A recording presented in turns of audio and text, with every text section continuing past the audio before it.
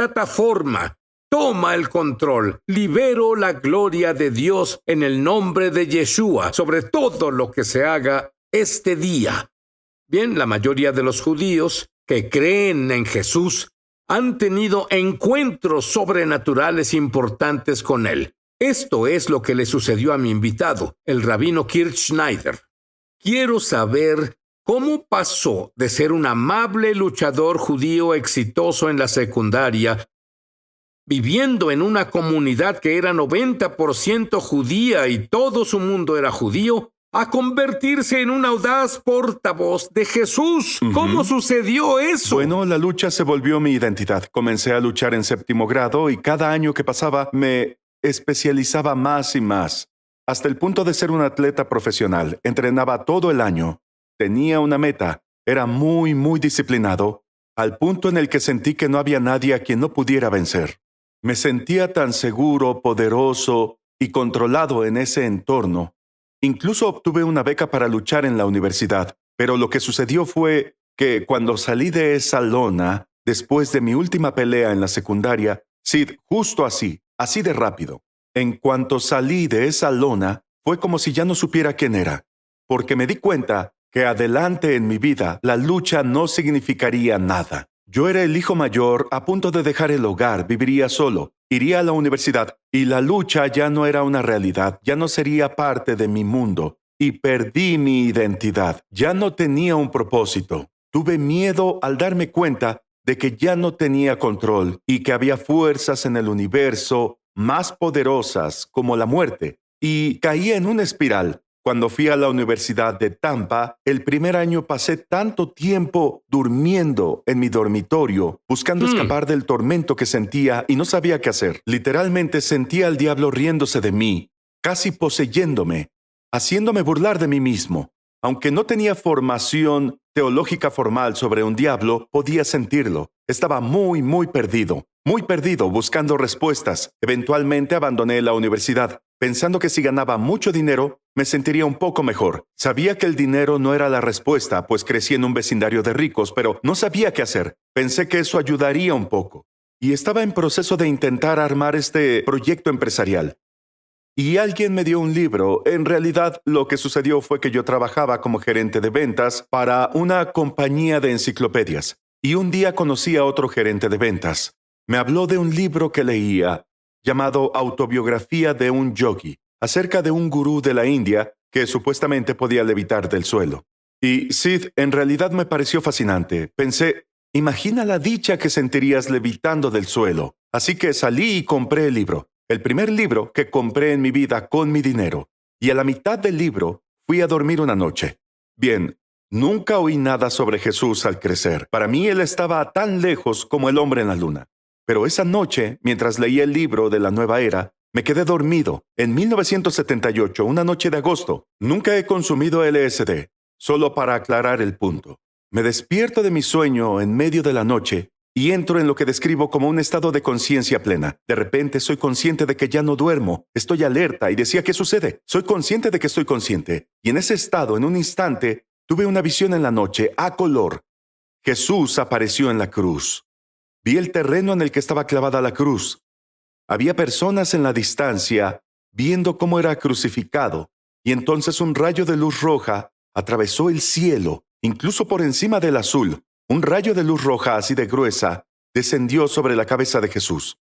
Y cuando vi ese rayo de luz roja bajar del cielo hasta su cabeza, supe que la luz venía de Dios, así que comprendí el simbolismo, y supe que Dios se reveló ante mí y me mostraba que Jesús es el camino hacia él.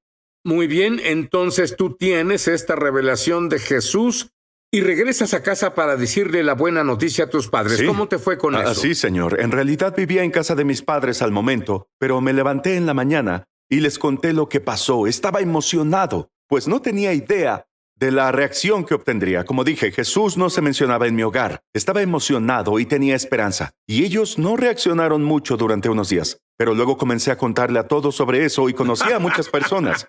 Y alguien finalmente me dijo, debes conseguir un Nuevo Testamento. Así que fui y conseguí un Nuevo Testamento y comencé a devorarlo. Tiré la autobiografía de un yogi cuando vi que la enseñanza del Nuevo Testamento era diferente al libro de la Nueva Era. Luego fui con mi papá y le dije, papá, Mira este versículo. Dios reconcilió al mundo con él a través de Cristo. Y de pronto, cuando vieron lo serio que estaba y que continuaba, sintieron pánico. Lo primero que hicieron fue contratar al desprogramador más famoso del país, Ted Patrick. Lo llevaron con su equipo desde California. Mi papá me dijo, no hagas planes para el domingo. Vamos a hablar con alguien sobre comprar un restaurante y haremos negocios juntos. Llegó el domingo, me llevaron al hotel. Entramos al cuarto a la supuesta reunión de negocios. La puerta se cerró detrás de mí. Dentro de ese cuarto esperaba un hombre bajo y distinguido con un traje de 3 piezas. Era Ted Patrick. Tenía 2 guardaespaldas de 1,82 metros y de 90 kilos. La puerta se cerró y Ted Patrick me miró y dijo, Kirt, hablaremos de sectas. Luego encendieron un proyector y pusieron una película de los Hare Krishnas. Señalaron a un pequeño niño de la secta Hare Krishna que bailaba. Y Ted me dijo, ¿ves a ese niño? No puedo ayudarlo. Todo lo que conoce es Hare Krishna, pero tú, me miró, has vivido por 20 años como una persona normal y lo considero un desafío personal. Te voy a sacar de esto. Me puse de pie y dije, no estoy programado. Simplemente creo que Jesús es el Mesías. Él dijo, bueno, no debes preocuparte. Dije, ¿puedo irme? Y uno de los matones dijo, siéntate. Y supe que no iría a ningún lado. Y pedí permiso para entrar al baño que estaba en el cuarto del hotel, ahí mismo. Y dijeron, sí, puedes ir al baño. Así que entré al baño. Me arrodillé y dije, Señor, no sé a dónde va esto, pero te pido me protejas. En resumen, me llevaron de vuelta a mi casa esa noche. Uno de los matones durmió en mi cuarto. Al día siguiente subimos a mi auto y condujimos hacia la casa de rehabilitación que prepararon en San Diego, California, donde me llevaron a la playa de día y al bar por la noche, esperando que si me alejaban de quien creían me programaba, me iba a recuperar. ¿No sabían que ningún ser humano te convenció? Sí, y en realidad me sentí mal por mis padres por gastar tanto dinero en vano. Quiero escuchar sobre el plano del fin de los tiempos en la fiesta de la Pascua. Vuelvo enseguida. ¿Sabías que tenemos una escuela de ministerio en español? Entra en el enlace para comenzar tu viaje sobrenatural. En verdad espero verte ahí. Sí, aquí te espera. Ahora dices que el único libro que la primera iglesia tenía era el Tanaj, las escrituras judías, y Jesús llenó todo el antiguo pacto con significado. Explícalo. Bueno, eso es muy cierto. Y piensa que los creyentes del Nuevo Testamento de los que leemos no tenían el Nuevo Testamento, como tú y yo hoy. Lo que tenían era la Biblia hebrea. Y recuerda la historia después de que Yeshua fue crucificado y los discípulos naufragaron. No sabían qué les pasaría. Dejaron todo para seguirlo, creyendo que él liberaría a Israel de Roma y que sería el Mesías, y ahora está crucificado. No tienen aún la revelación de lo que sucedió con la resurrección, o no estaban del todo convencidos, e iban por un camino rumbo a Emaús y estaban desanimados. Y las Escrituras dice, como sabes, que alguien se les apareció, que les pareció un extraño, pero en realidad era Yeshua, era Jesús. Y dice que este extraño los llevó en un viaje a través de la ley de Moisés, los profetas y los salmos, revelándoles cómo Cristo sufriría. Y luego abrió los ojos y vieron que este extraño era en realidad Jesús, y luego vieron a Jesús en toda la ley de Moisés, los profetas y los salmos. Todo ya estaba ahí, pero sus ojos debían abrirse. Dame un poco de comprensión judía sobre la sangre.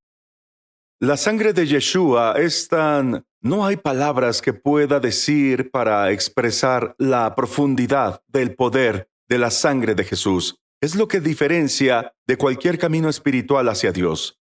El hecho de que Dios mismo se revistió de humanidad, murió en la cruz derramando su sangre, y este derrame representó que su vida fue entregada. Es la única forma de perdón que hace posible que la humanidad se reconcilie con su Creador, pues la ley de justicia y misericordia es esta: Dios no puede perdonar el pecado porque alguien dice, lamento lo que hice, perdóname, estuvo mal. La santidad de Dios exige justicia, y así Dios estableció la justicia cuando Jesús, el inocente, derramó su sangre, muriendo en lugar de los culpables. Se le llama sacrificio expiatorio sustituto y está presente en todo el libro hebreo desde el principio, incluso durante la Pascua. Las escrituras hebreas hablan sobre que Dios perdonó a la humanidad con la expiación con sangre, un inocente muriendo en lugar de los culpables. Ahora enseñas que Isaac fue una imagen perfecta de lo que venía. El judaísmo cree que la gracia de Dios después de la caída de Adán y Eva, esta fue en gran medida cortada del mundo hasta que Abraham ofreció a Isaac al Señor. Cuando Abraham ofreció a Isaac al Señor en el monte Moriah, la gracia del Señor fue liberada sobre Israel y la tierra. La razón por la que esta historia es tan importante, Sid, es que en la historia Abraham representa a Dios Padre, Isaac representa a Yeshua. Pero lo que muchas personas no han visto, la mayoría de los cristianos cuando piensan en Isaac o han visto una imagen de Abraham sacrificando a Isaac, imaginan a Isaac con 11 años o menos. Sí, un niño. Un niño, como si Isaac fuera alguien que hacía lo que sus padres le obligaban a hacer. Pero en el judaísmo rabínico, lo sabes, creemos que Isaac tenía en realidad 37 años. Cuando Abraham lo ofreció, lo cual cambia toda la narrativa de la historia. Isaac fue un sacrificio voluntario. Podía defenderse fácilmente. Exactamente. Así que Abraham, Dios Padre, su amor, y luego Isaac de 37, un hombre adulto, por voluntad propia, se ofrece a sí mismo para que la gracia de Dios sea liberada al mundo, la imagen perfecta de Yeshua. Verás, muchos cristianos están confundidos y realmente no entienden el papel de Israel en los últimos días. Danos algo de entendimiento. Bueno, todo comenzó con Israel y todo terminará con Israel. El don y el llamado sobre Israel son irrevocables. Yeshua no volverá, como sabemos, hasta que el pueblo judío diga, y esto está de acuerdo con las palabras de Jesús mismo. Jesús dijo, no me verán de nuevo. Le dijo al pueblo judío hasta que digan, Baruch Hababa Shem Adonai. Bendito el que viene en el nombre del Señor. Yeshua no regresará hasta que una gran cantidad de judíos lo hayan recibido y clamen por su regreso. ¿Por qué dirías que incluso entre buenos cristianos, muchos tienen una visión borrosa cuando se trata del pueblo judío en Israel, cuando está claro en las Escrituras?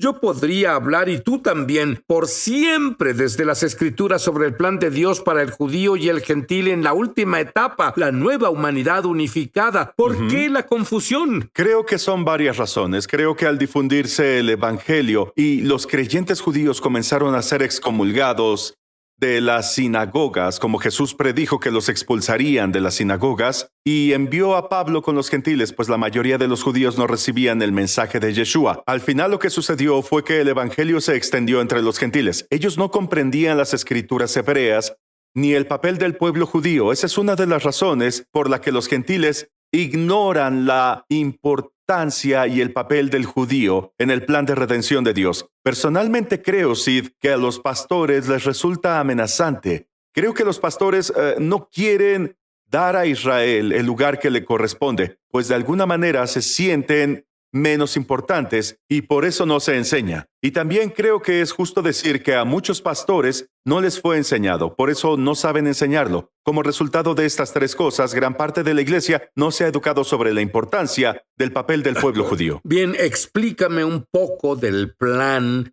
de la festividad de la Pascua para el fin de los tiempos. Más de 20 veces en el libro de Apocalipsis, Yeshua es referido como el Cordero. Juan el Bautista presentó a Yeshua como el Cordero de Dios. Me di cuenta que es el lenguaje de la Pascua y comprendí que para entender el libro de Apocalipsis, en el cual Yeshua es predominantemente retratado como el Cordero, supe que debía entender el libro de Apocalipsis a través del lente de la Pascua. Y si observamos la Pascua, por ejemplo, Israel estaba en Egipto cuando cayeron las plagas. Y de la misma forma, creo que la iglesia estará en el mundo hasta que la ira final de Dios sea derramada, como Israel estuvo en Egipto hasta que la ira final de Dios se derramó y ahogó a todos los egipcios en el mar. Así que hay mucha tipología, por supuesto. Yeshua es prefigurado en la Pascua como el Cordero de la Pascua. Faraón es una figura de Satanás. El mar se dividió cuando el Señor dividió el mar para que Israel cruzara sobrenaturalmente hacia la tierra prometida. Es un símbolo de arrebatamiento. No puedo esperar a que lean todos los maravillosos recursos que les ofrecemos, pero cuando regresemos, el rabino Schneider compartirá un sueño profético que trae claridad del fin de los tiempos. Vuelvo en cítico del fin de los tiempos que tuviste. Estaba en una iglesia antigua estilo campestre. Una estructura antigua y un campanario blanco. Había unas 200 personas en la iglesia. Yo estaba en las bancas junto con todos parados, los 200 de nosotros, y cada uno de nosotros estaba intensamente enfocado en adorar a Jesús. Le cantábamos, pero nunca antes experimenté un sentido de unidad, intensidad y enfoque en Jesús, y le pedíamos que regresara. Y sentí en mi espíritu que la razón por la que le pedíamos intensamente a Yeshua que regrese era porque las personas sufrían mucho y la vida se tornó muy difícil para ellas. Y no solo experimenté lo que pasaba dentro de la iglesia mientras los 200 de nosotros adorábamos juntos a Yeshua y le pedíamos que regresara con fervor, sino que también vi en la visión lo que pasaba afuera de la iglesia, en las calles. Y vi la opresión, Sid, bajo la cual vivían las personas. Luego el Espíritu Santo me habló y me dijo, la unción que tienes para transformar a esas personas que están afuera, que viven bajo opresión, la unción que tienes para transformarlos es la esperanza. Y para mí fue un mensaje de que llevamos una unción al pueblo de Dios de esperanza. Y esto es lo que el mundo necesita, no esperanza en un sentido motivacional de la palabra, sino la esperanza de Jesús, la esperanza de que lo tenemos a Él en este mundo peligroso de caos y están protegidos en el mundo. Y tener paz en el mundo, vivir en victoria con el mundo, tener propósito en el mundo. Tenemos esa esperanza y es transferible, pero muchas personas de Dios temen testificar. Lo que veo generalmente cuando doy testimonio de la esperanza de Jesús a las personas, estas lo agradecen y les alegra el día.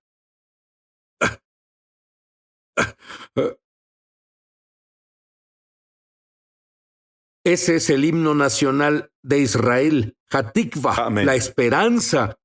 La esperanza radica en conocer a Dios, no solo saber acerca de Él. Ese es un buen primer paso.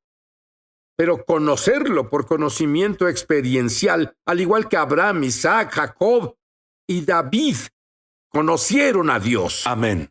No eran perfectos, pero amaban a Dios. Y tenían algo que el mundo no comprende, burbujeando dentro de ellos. Amén. Tenían gozo sobrenatural, a pesar de lo que estuviera pasando a su alrededor. Y eso es lo que les pasará ahora a los creyentes que se entregan a Dios. Y te diré algo. Repite esta oración conmigo y dila lo mejor que puedas. Y tendrás Hatikva